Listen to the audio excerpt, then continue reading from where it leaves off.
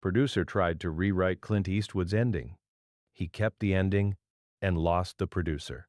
The year was 1976.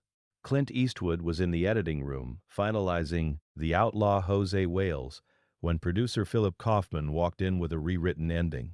The new pages changed everything, turned a somber, complex conclusion into a conventional Hollywood happy ending. Kaufman insisted the studio wanted it, the test audiences needed it, and the box office demanded it. Clint read the pages, set them down, and made a decision that would cost him a producer, risk the entire production, and ultimately define how he would make films for the rest of his career. The ending stays, he said. What happened over the next 72 hours would become legendary in Hollywood, a power struggle that ended with one man walking away and another taking complete control.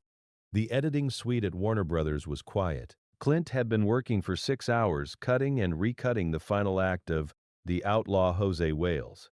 The story followed a Missouri farmer whose family is murdered, who joins Confederate guerrillas, who becomes a wanted outlaw, and who ultimately finds a new family among outcasts and misfits. The ending was delicate. Jose Wales doesn't ride off into the sunset. He doesn't defeat his enemies in a triumphant showdown. Instead, he reaches a quiet accommodation with the world, a damaged man finding fragile peace among other damaged people. It was unconventional. It was challenging. It was exactly what Clint wanted. Philip Kaufman entered the room with a manila envelope. "We need to talk about the ending." Clint didn't look up from the editing machine. "What about it?" "The studio has concerns." "I have concerns." "Test audiences have concerns." "Test audiences?" "We did a screening last week. The response to the ending was mixed. Some people found it confusing. Others wanted more resolution." "What kind of resolution?" Kaufman opened the envelope and withdrew several pages of script. "I've written something. A new ending. Something that gives the audience what they're expecting." Clint took the pages and began reading. In Kaufman's version, the ending was transformed. Instead of the quiet, ambiguous conclusion, Jose Wales would have a final confrontation with his main adversary. A climactic gunfight that left no doubt about the hero's triumph. The new pages included closure, they included a conventional Hollywood resolution that tied up every loose end and sent audiences home satisfied. Everything that made the original ending meaningful was gone. The complexity, the ambiguity, the sense that some wounds never fully heal. "This isn't the film I'm making," Clint said quietly. "It's the film the studio wants you to make." The studio approved the script we shot. The studio approved a script they hoped would test better than it did. It didn't. Kaufman's voice was firm. "We need to give them something they can market. Something audiences will respond to. Audiences will respond to a good story. We have a good story. We have an art film." The studio didn't invest in an art film. They invested in a Clint Eastwood Western. This is a Clint Eastwood Western. Not if it doesn't make money. The tension between Clint and Philip Kaufman had been building for months. Kaufman had originally been attached to direct the film. He had developed the project, worked on the screenplay, and prepared the production. But creative differences had emerged early, differences that grew more pronounced as filming progressed. Eventually, the studio had sided with Clint. Kaufman was removed as director, but retained a producer credit. It was an awkward arrangement. A man with deep investment in the project, now subordinate to the star who had replaced him. The relationship had remained professional but strained. And now, with the ending at stake, all the unresolved tension was surfacing. "Philip, I understand you have a different vision for this film. I respect that vision. But this isn't your film anymore. It's mine. It's the studio's film. And the studio wants changes. Have they seen the cut? They've seen the numbers from the test screening. Films aren't made by numbers. They're made by choices. And my choice is to keep the ending I shot. Then we have a problem." Kaufman straightened his posture, the stance of a man preparing for a fight. "The studio has given me authority to make changes that improve commercial viability. That's in my contract. If you refuse to implement those changes, I'll have to escalate." "Escalate to whom?" "To the studio heads. To the board if necessary. I'll explain that the director is refusing reasonable requests to improve the film's marketability. And what do you think they'll do? They'll support me. They always support the money. Clint was quiet for a moment. Philip, I'm going to give you some advice. Don't make this a war. Why not? And I'm not sure you've thought through all the consequences of this particular war. Is that a threat? It's an observation. You're asking me to compromise the creative vision of this film. You're using studio authority as leverage. That's your right. Clint paused. But I also have rights, and if you push this, I'll exercise them. What rights? The right to protect my work. The right to make decisions about the films I direct. The right to remove people who interfere with that work. You can't remove me. I have a contract. For cause. And right now, you're giving me plenty of cause. Kaufman didn't back down. Within hours, he had contacted the studio executives, explained the situation, and requested their support in forcing the ending change. The studio's initial response was cautious. They didn't want to alienate Clint Eastwood. He was one of their most valuable assets. But they also didn't want to release a film that might underperform. The test screening numbers had been concerning. A meeting was scheduled for the following morning. Clint, Kaufman, 3 senior studio executives, the fate of the ending, and possibly more, would be decided. That night, Clint made phone calls of his own. He spoke with his lawyer about the terms of his deal, specifically the provisions that gave him creative control over projects he directed. He spoke with his agent about the implications of a public battle with the studio. And he spoke with someone at the studio who owed him a favor, someone who could tell him exactly where the executives' heads were at. The information was mixed.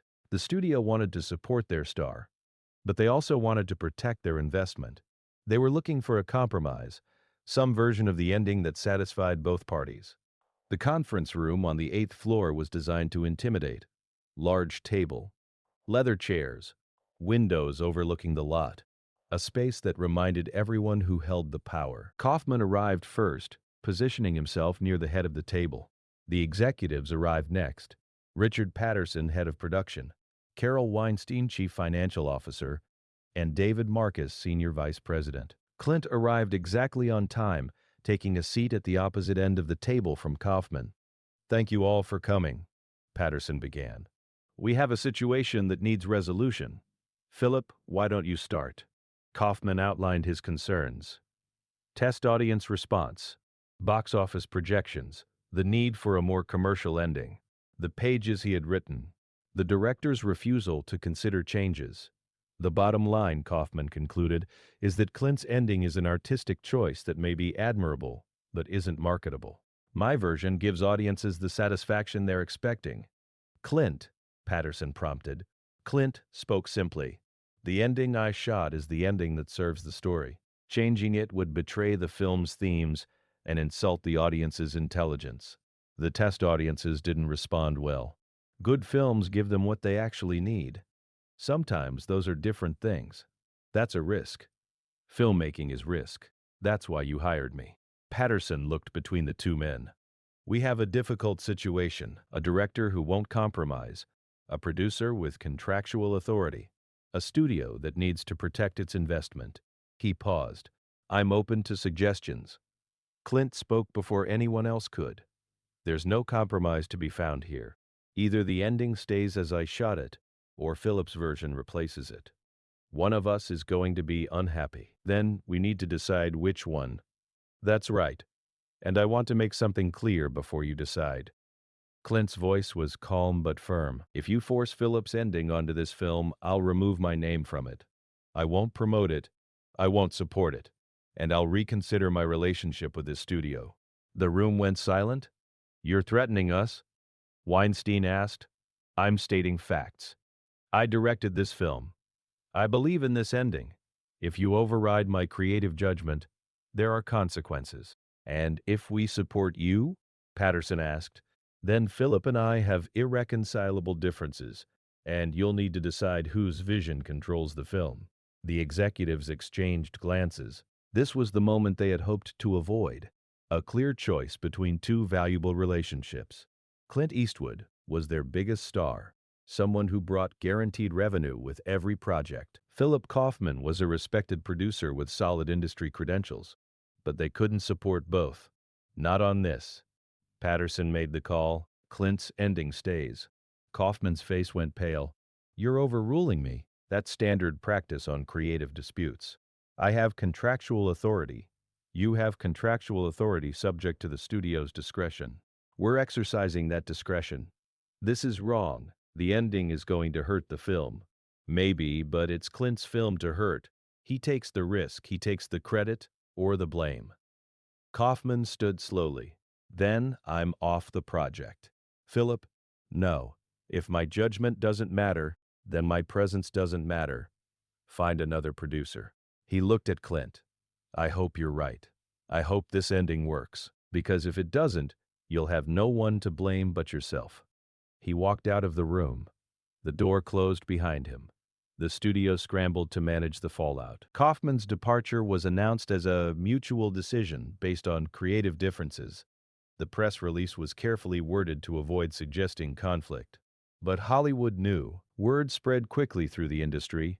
Clint Eastwood had forced out a producer who tried to change his ending. He had threatened to walk. He had won. Some saw it as evidence of Clint's ego, a star too powerful to accept criticism. Others saw it as evidence of Clint's integrity, a director willing to fight for his vision. The truth, as always, was more complicated. Clint hadn't wanted a confrontation. He hadn't wanted to lose a producer or create industry drama. He had simply wanted to make the film he believed in.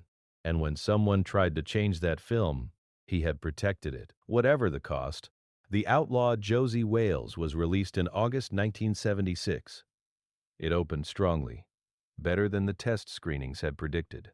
Word of mouth was excellent. Critics praised exactly the elements that Kaufman had wanted to change. The ending is unexpected and affecting. One reviewer wrote, Eastwood has crafted something that transcends the Western genre, a film that doesn't insult its audience, wrote another. The conclusion earns its emotional weight. By the end of its theatrical run, the outlaw Jose Wales had significantly outperformed studio projections. The ending that was supposed to confuse audiences had actually connected with them. The changes that were supposed to improve marketability would have made the film worse. Clint had been right. The success of the film with its original ending became a teaching moment in Hollywood. It demonstrated that test audience data wasn't always predictive of actual performance. It showed that commercial success and artistic integrity weren't necessarily opposed, and it proved that sometimes the person closest to the work understood it better than the people analyzing spreadsheets. But the lesson went deeper than that. Clint had learned something about himself, about his willingness to fight for his vision, about the leverage that came from his position, about the responsibility that came with both. After Josie Wales, I decided something, he would later explain. I would only make films where I had final cut, where no one could change my work without my approval. I would never be in that position again. What position? The position of having to threaten people to protect my film. That shouldn't be necessary. The structure should make it unnecessary. The confrontation over the outlaw Jose Wales became foundational to how Clint Eastwood operated for the rest of his career. He sought control, not for ego, but for protection. Control meant that producers couldn't rewrite endings. Control meant that test screening data couldn't override creative judgment. Control meant that the film released to theaters would be the film he had made, not a compromised version designed by committee. This principle shaped his production company, his deals with studios, his relationships with collaborators. You either trust me to make a good film, or you don't, he would tell studio executives. If you trust me, give me the resources and stay out of the way. If you don't, hire someone else. It was also effective. Studios that worked with Clint knew exactly what they were getting. A filmmaker who would deliver on time and under budget, who would maintain quality, and who would never compromise on the work. The system he built was a direct response to what had happened with Philip Kaufman. He kept the ending, he lost the producer, and he made sure he would never face that choice again. Years later, Philip Kaufman was asked about the incident. His perspective had evolved. At the time, I was certain I was right. The test numbers supported my position. The conventional wisdom supported my position. Everything I knew about commercial filmmaking supported my position. And now? Now I understand that I was trying to apply formulas to something that couldn't be reduced to formulas. Clint understood the film in a way I didn't. He knew what it needed, even when the data suggested otherwise. Do you regret pushing for the changes? I regret the confrontation. I regret that it ended our working relationship. But I don't regret advocating for what I believed. He paused. That's what producers are supposed to do. Sometimes we're right. Sometimes we're wrong. In this case, I was wrong. Did you ever speak with Clint about it afterward? Once. Many years later. At an industry event, we shook hands. He said something I'll never forget. What did he say?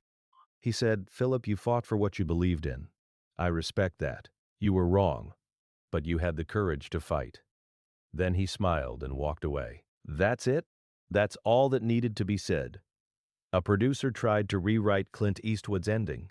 Clint kept the ending and lost the producer. The story became legendary because it illustrated something essential about creative work. The people who fund films, who analyze data, who project returns, they have an important role. Their concerns are legitimate. Their perspective is valuable, but they're not the ones making the art. The director is making the art. The writer is making the art. The actors are making the art. And sometimes, not always, but sometimes, the artist understands something that the data doesn't capture. Clint Eastwood understood his film. He understood that the ending wasn't a problem to be fixed, but a feature to be protected. He understood that audiences would respond to honesty, even if that honesty didn't fit conventional expectations. And he was right. The ending of The Outlaw Jose Wales stands as one of the most powerful conclusions in Western cinema. It doesn't satisfy in the conventional sense. The hero doesn't triumph over his enemies. The conflicts aren't neatly resolved. The wounds remain. But it's honest. It acknowledges that some damage can't be undone, that some peace is fragile and temporary, that survival isn't the same as victory. And audiences, despite what the test data suggested, responded to that honesty. They recognized something true in the film's refusal to tie everything up neatly. They appreciated being treated as intelligent people capable of handling complexity.